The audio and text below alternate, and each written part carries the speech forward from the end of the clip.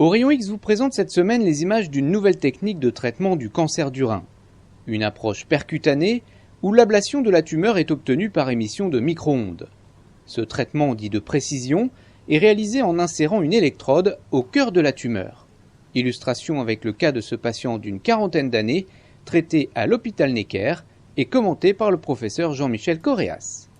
Il s'agit d'un patient qui est porteur, comme vous le voyez, d'anomalies lymphatiques très importantes dans le cadre d'un syndrome polymalformatif et pour lequel le suivi, la surveillance a mis en évidence une tumeur du rein qui n'est pas très volumineuse, qui fait autour de 2,5 cm de diamètre et qui est située tout au pôle supérieur du rein. Ce patient est jeune, il a une quarantaine d'années et malheureusement une intervention chirurgicale pour la prise en charge de sa tumeur serait extrêmement compliquée. Vous voyez la taille des ectasies lymphatiques qui sont positionnées sous les tissus.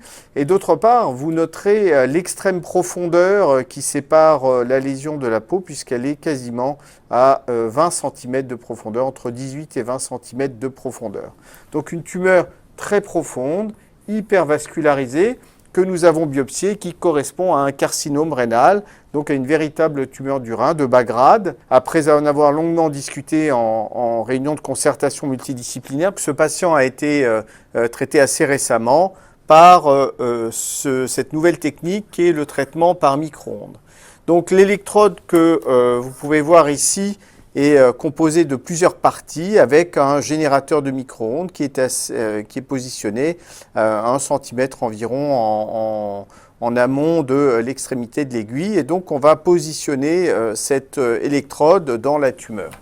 Chez ces patients qui présentent de multiples maladies associées, il est très important de ne pas rajouter des facteurs toxiques qu'est l'anesthésie générale. Tous les patients sont traités par cette technique de sédation consciente, c'est-à-dire qu'ils restent réveillés, conscients pendant toute la procédure.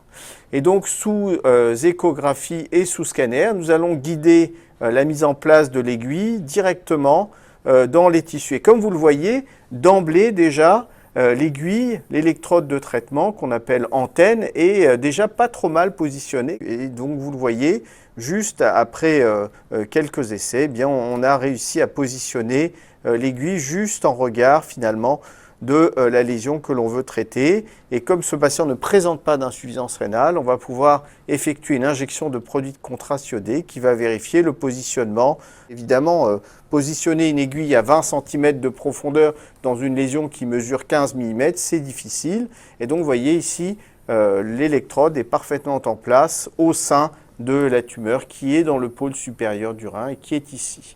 La durée totale du traitement ne dépasse pas 7 à 8 minutes. Grâce au micro-ondes, on va chauffer la tumeur jusqu'à 120-130 degrés et donc on va laisser ensuite la chaleur diffuser à partir de l'électrode dans le tissu tumoral et cette destruction du tissu tumoral ne va intéresser que le tissu tumoral lui-même et le millimètre, 1 ou 2 mm de tissu adjacent à la tumeur, sachant qu'évidemment quand on est dans des circonstances aussi difficiles que celle-là, le tissu rénal qui se trouve sur le trajet de l'électrode va aussi être détruit. Mais là, on parle de quelques millimètres de tissu rénal et qui n'affecteront pas la fonction rénale. D'ailleurs, les contrôles que l'on a effectués au décours du traitement montrent bien que la fonction rénale n'a absolument pas bougé. Et donc, vous voyez sur le contrôle que nous effectuons dès le lendemain, eh bien, tout le territoire traité apparaît bien détruit, sans résidu tumoral. Et comme vous le voyez, on descend suffisamment bas pour couvrir la zone qu'occupait la tumeur. À la différence de la chirurgie, le territoire tumoral qui est aujourd'hui nécrosé, c'est-à-dire qui a été détruit, reste en place. Nous ne retirons pas le territoire tumoral, il va être détruit par les systèmes de récupération des cellules mortes que nous avons dans le corps humain. Et donc dans quelques années, il y aura simplement, je veux dire, une encoche au niveau du territoire traité et la tumeur ne sera plus visible et même dans un grand nombre de cas, on ne verra même plus le territoire qu'occupait la tumeur, il aura totalement disparu.